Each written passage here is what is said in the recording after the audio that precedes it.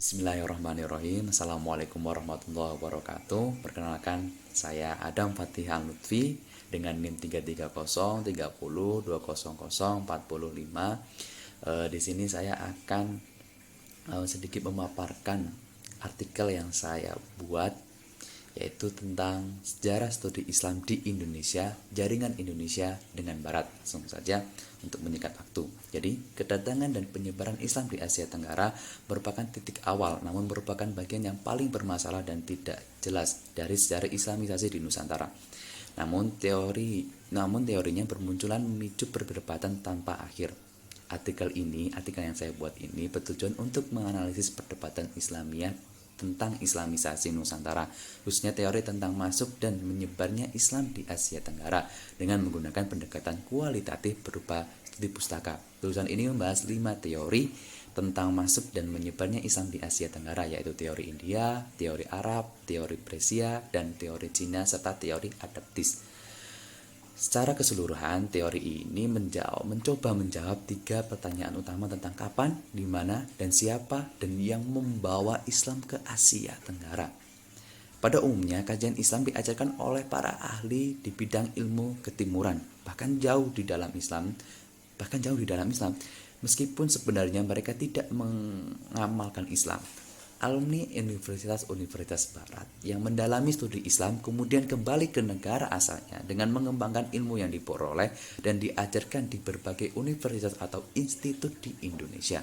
Kajian Islam lebih banyak dilakukan di IAIN atau Institut Agama Islam Negeri, karena sebagian dosen-dosennya adalah alumni dari universitas di barat seperti Universitas McGill Kanada, Universitas Sorbonne Prancis, Universitas Leiden Belanda, Universitas California Amerika Serikat, Universitas Chicago Amerika Serikat, dan lain sebagainya.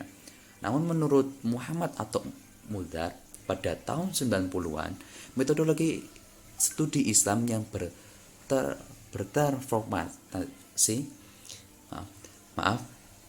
metodologi Islam yang berterfragmentasi diselenggarakan dan ditempatkan dalam mata kuliah yang disebut Dirasah Islamiyah dengan menggunakan buku-buku yang diajarkan oleh Profesor Harun Nasution, Aspek Islam dan buku Kebangkitan Islam, Sejarah Pemikiran dan Pergerakan. Pada tahun 1980-an hingga 1990-an, pengenalan mata kuliah Dirasah Islamiyah menjadi wajib bagi mahasiswa yang belajar di IAIN seluruh Indonesia dengan materi yang ditulis oleh dosen Dirasah Islamiyah pada mata kuliah diktat, bahkan ada yang menerbitkan tulisannya dalam bentuk buku oleh MSI yang pada prinsipnya memiliki materi yang sama dengan Dirasah Islam namun dengan berbagai penyempurnaan. Di Indonesia, kajian Islam telah menjadi ciri atau protagonis gaya studi di IAIN atau lembaga keagamaan Islam swasta. Dari segi pendidikan, program pasca sarjana IAIN pada awalnya dirancang berdasarkan program studi Islam yang diajarkan oleh Rektor IAIN Jakarta saat itu, yaitu Profesor Harun Nasution, dan kemudian program sarjana lainnya. Nah, selanjutnya yaitu studi Islam sebagai academic purpose. Maryam Jamilah mengatakan orientalisme tidak selalu buruk. Tanpa usaha mereka, banyak pengetahuan berharga dalam buku-buku Islam kuno akan hilang atau tidak tersentuh. Misalnya, Albert Hourani mengajak para pemikir yang berlabel orientalis untuk mengkaji kembali kajian-kajian Islam secara objektif ilmiah tanpa mempermasalahkan tendensi orientalis tersebut di atas. Demikian juga Talal As'ad mengkritik keras agar umat Islam dipahami sebagaimana adanya, bukan dengan cara pandang bentukan barat. Oke, yang selanjutnya yaitu proses historis kajian studi Islam dari kolonial insert ke academic purpose. Kemudian sebelumnya mencirikan evaluasi studi Islam dari studi berorientasi kolonial ke studi ilmiah objektif. Pada bagian ini kita akan fokus pada bagaimana proses sejarah perkembangan ini terjadi.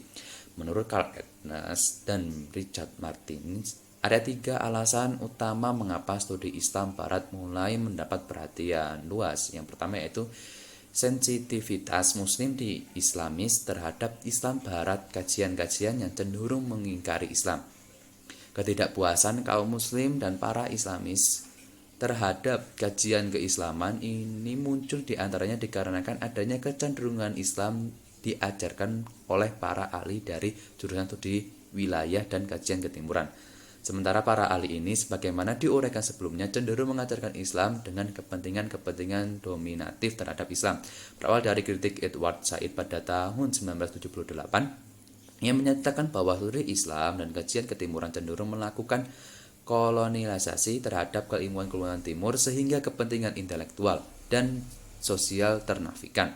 Kemudian dilanjutkan oleh Albert Houranin pada tahun 1961 yang mengungkapkan bahwa kajian-kajian ketimuran dalam pembacaan barat terhadap studi Islam masih ideologis, yakni Europecentrik.